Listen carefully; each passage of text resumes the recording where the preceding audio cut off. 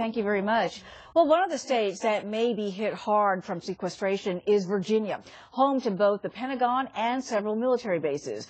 Joining us now, Congressman Rob Wittman, who joined with members of Virginia's delegation this week to urge the president and congressional leaders to find a way to make a deal and stop what could be huge military cuts. Welcome, Congressman. Great to have you here today. Good afternoon, Uma. It's great to be with you. I know that you're very concerned if there's no compromise reached before next Friday. Tell me what will happen in your district specifically and to Virginia's military installations if sequestration goes through. Well, for the entire state of Virginia, it could mean the reduction of over 200,000 jobs and a $20 billion economic impact on the state.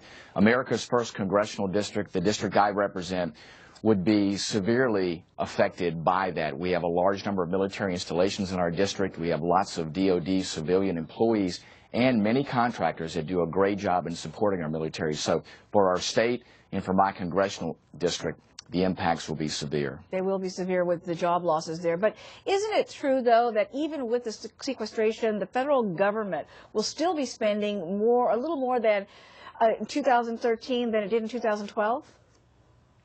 It will. Overall, the government spending has to be decreased, and we need to get it on track to do that. What I want to make sure is that we do it in a smart way. The way these cuts to our defense budget are put together is not the smart way to do it. And people need to remember, too, that in 2011, we reduced the defense budget by $487 billion.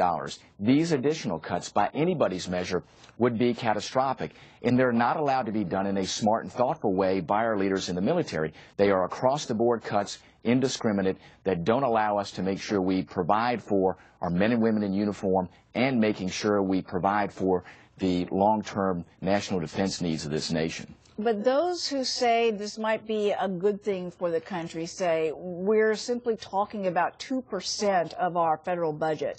It's a bit hard to understand how cutting a little more than $40 million this year could possibly tank a $17 trillion economy. Well, if you look at it overall, we do need to get on that trajectory to reduce spending. It's not the volume of the cuts, but it's how the cuts are put in place. And especially on the military, without giving our military leaders the ability to place those cuts where they see best, without affecting our strategic ability or without affecting our men and women that serve this nation, that's what's at issue here. I am all in favor of making sure that we pursue those cuts, that we reduce spending in the federal government, but not just in this manner. These cuts are designed to be placed on only 20% of the budget, 50% of these cuts placed on the defense budget, which is only 20% of spending.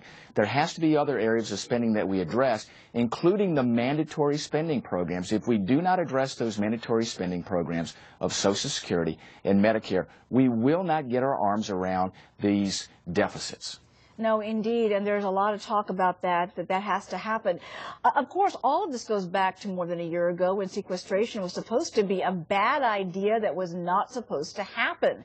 Talk to me for a moment about the finger-pointing that's going on in the blame game. The president saying that the sequester idea came from Congress when there's evidence that shows it was the president himself who came up with the idea. Well, certainly we know the president had that as one of the conditions on the Budget Control Act. And since that time, I've been speaking out loudly to say, let's get this done. Let's find other ways to reduce spending so that these triggers didn't go into place. The requirement in the Budget Control Act was to reduce spending by $1.2 trillion.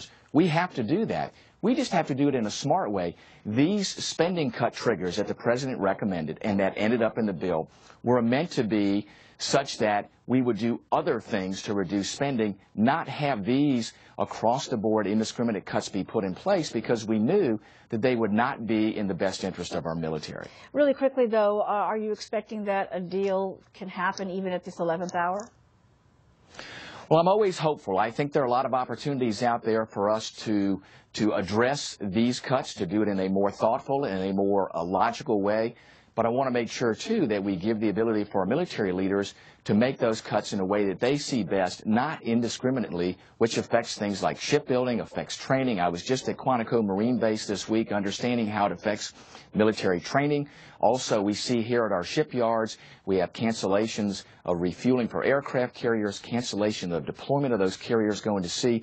We see that impact. We can avoid that. I think there are ways to do that. I'm hopeful that the President provides leadership and comes out with a proposal with specifics about how we can achieve that. All right, well, we have a few days left. We'll have to see what happens. Thank you, sir, for joining us today. All the best to you. Thank you, Uma. Well, it's